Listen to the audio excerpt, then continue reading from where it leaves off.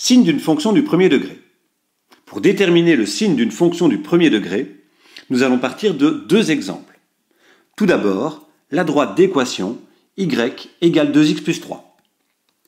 Réalisons un tableau de correspondance pour cette équation. Si x est égal à 0, y est égal à 2 fois 0 plus 3, 3. Si x est égal à 1, y est égal à 2 fois 1 plus 3, 5. Si x est égal à moins 1, y est égal à 2 fois moins 1 plus 3, 1. Plaçons les points trouvés dans ce tableau de correspondance et traçons la droite d'équation y égale 2x plus 3.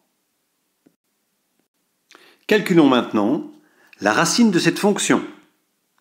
La racine de la fonction est égale à moins p moins 3 sur m de moins 3 demi.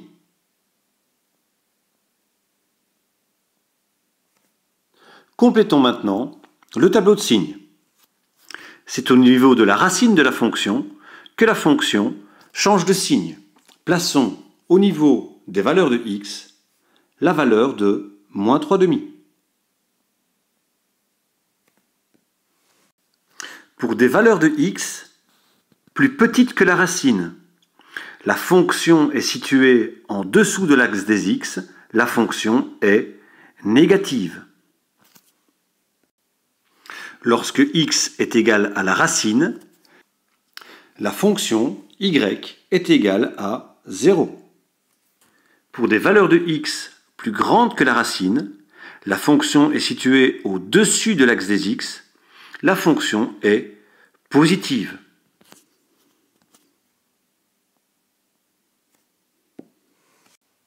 Passons maintenant à notre deuxième exemple, la fonction du premier degré d'équation y égale moins 3x sur 4 moins 2. Réalisons un tableau de correspondance. Si x est égal à 0, y est égal à moins 2. Si x est égal à 4, y est égal à moins 5.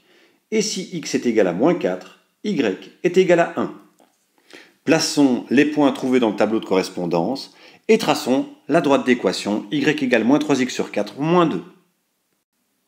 Déterminons maintenant la racine de cette fonction.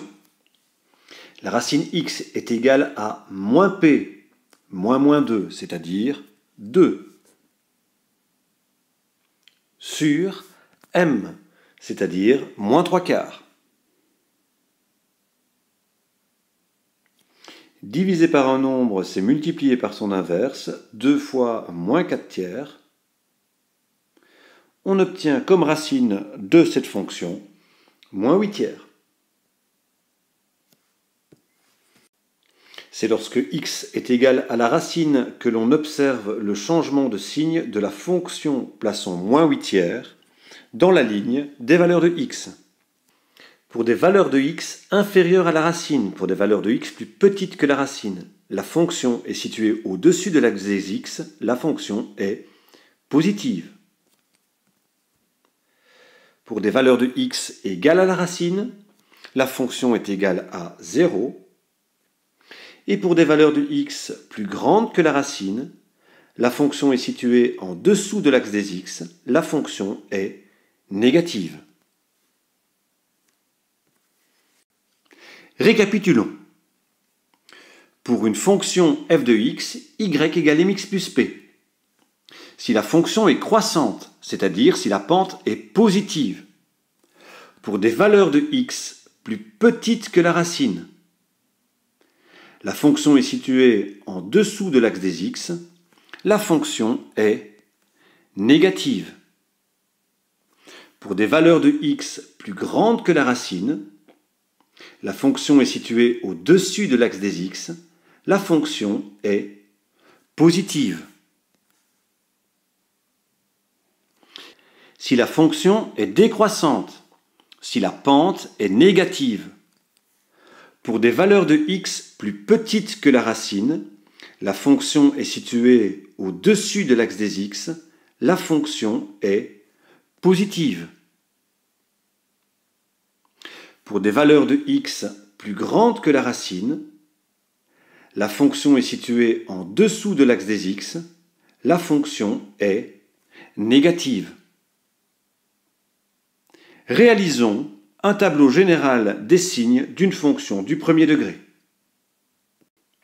Plaçons sur la ligne des valeurs de x la valeur importante pour déterminer le signe d'une fonction, c'est-à-dire la racine moins p sur m. Lorsque x est égal à la racine, alors la valeur de y, la valeur de la fonction, est égale à 0. C'est ce qui correspond à la définition de racine d'une fonction. Remarquons que pour les valeurs plus grandes que la racine, le signe de la fonction est le même que le signe de la pente. Si la pente est positive, la fonction est positive. Si la pente est négative, la fonction est négative. Ainsi, nous obtenons pour des valeurs de x plus grandes que la racine, le signe de la pente, le signe de m. Pour des valeurs de x inférieures à la racine, nous observons que le signe de la fonction est le signe contraire de la pente. En effet, lorsque la pente est positive, le signe de la fonction est négatif, et lorsque la pente est négative, le signe de la fonction est positif.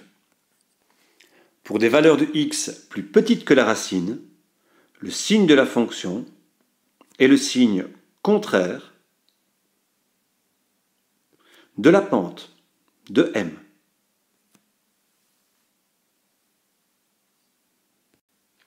Grâce à ce que nous venons de voir, nous pouvons établir le tableau de signes d'une fonction du premier degré à partir de son équation. Partons d'un premier exemple, y égale 4x-2. La racine de cette fonction est égale à moins p sur m, moins 2 sur 4, 1 demi. Plaçons cette valeur dans le tableau de signes. Lorsque x est égal à la racine, y est égal à 0. Pour des valeurs de x plus grandes que la racine, le signe de la fonction est le même que le signe de la pente. Ici, la pente est égale à 4, un nombre positif. Le signe de la fonction pour des valeurs de x plus grandes que la racine est donc positif. Pour des valeurs de x inférieures à la racine, le signe de la fonction est égal au signe contraire de la pente, c'est-à-dire négatif. Nous avons réalisé le tableau de signes de la fonction du premier degré y égale 4x-2. Un deuxième et dernier exemple, réalisons le tableau de signes de la fonction du premier degré y égale moins 3x sur 2 plus 1. Calculons d'abord la racine de cette fonction. X égale moins p sur m, moins 1 sur moins 3 demi. Divisé par un nombre, c'est multiplié par son inverse, moins 1 fois moins 2 tiers, c'est-à-dire 2 tiers. Plaçons la racine dans les valeurs de x importantes pour parler du signe de la fonction. Si x est égal à la racine, y est égal à 0. La pente de la fonction est égale à moins 3 demi. Pour des valeurs de x plus grandes que la racine, le signe de la fonction est égal au signe de la pente, c'est-à-dire négatif.